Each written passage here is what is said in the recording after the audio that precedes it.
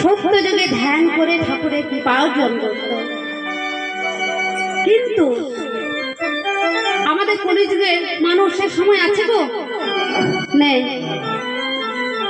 তাই ভগবান এটা রাখান। তারপর এলো ত্রেতা যুগ।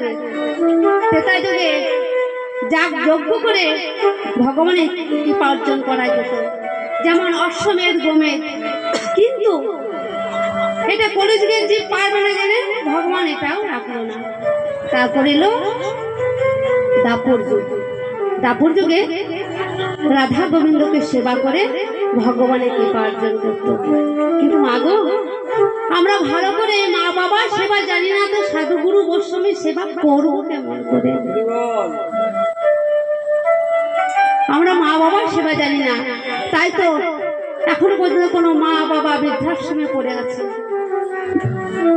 তাই মা বাবার সেবা জানি না, সাধুগুরু গোস্বামীর সেবা করবো কেমন করে? তাই ভগবান এটাও রাখলো না। তাই কলিযুগে ঠাকুর কি করলো না, গৌর হয়ে আমার সহজ উপায় বের করলো, কি না মানিল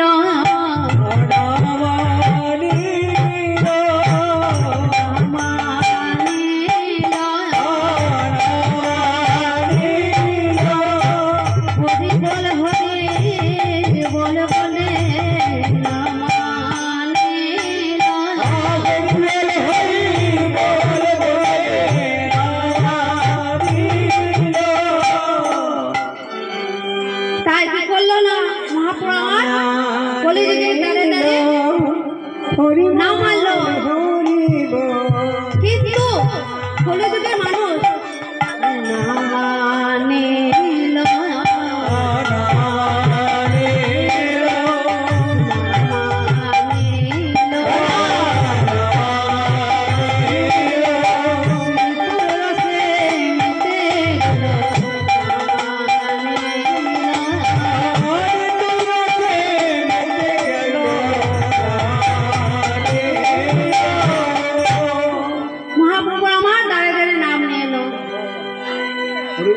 কলিযুগের মানুষ, তোমরা দিনান্তে একবার শুধু কৃষ্ণ নাম করো। আর ভগবান আমার কি বলেছেন গো, না হাতে করো কাম আর মুখে লাও রাম নাম। সংসারে থেকেও কৃষ্ণ নাম করা যায়। আর কিন্তু না বাবা, আমরা কি ভাবি না সংসারে আমাদের বেশি সুখ, টাকা পয়সা ধন দৌলত পেলে হয়তো আমরা সুখী হয়ে যাই। না, সুখী নয়। সুখী কোথায় গো? না, এক মা কোথায় গিয়েছিল না, দীঘা বেড়াতে গিয়েছিল। আমাদের মতো এক মা সেখানে বেড়াতে গিয়েছিল। বেশ, সেখান থেকে বেরিয়ে এসে একদিন হঠাৎ বাড়ির ভিতরে কি যেন খোঁজাখুঁজি করছে। তারপর পাড়া প্রতিবেশী আছে তো মা, প্রতিবেশীর মা সেখানে গেছে, বলছে ও দিদি তুমি কি খুঁজে বেড়াচ্ছ? বলছে আর বলিস না রে, আমার একটা সোনার আংটি হারিয়ে গেছে। আমি পুরী বেড়াতে গেছিলাম, আমার সেখানেই হারিয়ে গেছে। মা হাসছে, এ কি গো, তুমি বেড়াতে গিয়েছিলে পুরী, সেখানে তুমি হারিয়ে এসেছো আর তুমি এখানে খুঁজছো? তাই মা গো, আমাদের সুখ কোথায়? সুখ হচ্ছে সেই গোবিন্দ চরণে। হা কৃষ্ণ দয়া করো বলে একবার যদি দিনান্তে কৃষ্ণ নাম করতে পারি, তার মতো সুখ ইহ জগতে আর কিছু না। আর কি করতে হবে না, তার সঙ্গে সাধু সঙ্গ করতে হবে। সাধু সঙ্গ কেন না, সাধুর সাথে যাতে দেখা হয় তাহলে বাবা কি হয় না, দুটো কৃষ্ণ নাম কথা হয়। একটা যদি সংসারী মানুষের সঙ্গে সংসারী মানুষের দেখা হয় তবে সংসারে কথা হয়।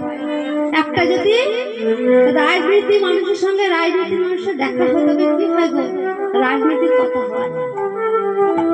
তাই একটা সাধুর সঙ্গে যদি সাধু দেখা হয় কি হয় না, দো মিলে বিষ খেলে। दस है कर्ज হরিজন সে হরিজন মিলে বিশ্ব কার্য না দো মিলে যোসেফ ছিলেন। অর্থাৎ আমি বুঝিয়ে দিচ্ছি, একটা সাধুর সঙ্গে একটা সাধু যখন দেখা হয়, যোসেফ ছিলেন। আমাদের কটা দাঁত? 32টা। তাহলে একটা মানুষের 32টা দাঁত আর একটা সাধুর 32টা দাঁত, কত হলো? 64টা। তাহলে এক যখন সাধুর সঙ্গে দেখা হয় তখন কিন্তু তারা হেসে হেসেই অভ্যর্থনা করে। বাবা আমাদের কলিযুগে জীবন সব মুখ দেখায় না। যোসেফ ছিলেন অর্থাৎ একটা আমাদের মতো মানুষ আর একটা সাধু, তারা বিশ্রাহে কার্যর হদ্দ, তারা দুটো হাত জড়ো করে তাদের স্বাগত জানায়। হরিজন সে হরিজন মানে 27 ক্রোধ। বিশ্ব মানে এই যে আমাদের শরীরের রোগ, আমাদের মানবের শরীরের রোগ কতগুলো গো? 3.5 কোটি। তাহলে একজনকে 3.5 কোটি আর একজন সাধু 3.5 কোটি। তার বিশেষ কার্য। এবার তারা তখন কি মনে করে, আহা এখন হয়তো কৃষ্ণ নাম একটু রাধা নাম আমরা শুনতে পাবো, তাই তখন আনন্দে মেতে ওঠে। কি বলে? তাহলে আনন্দে মেতে ওঠে কি বলে জানো? তুই ওরে মন মাতায়ে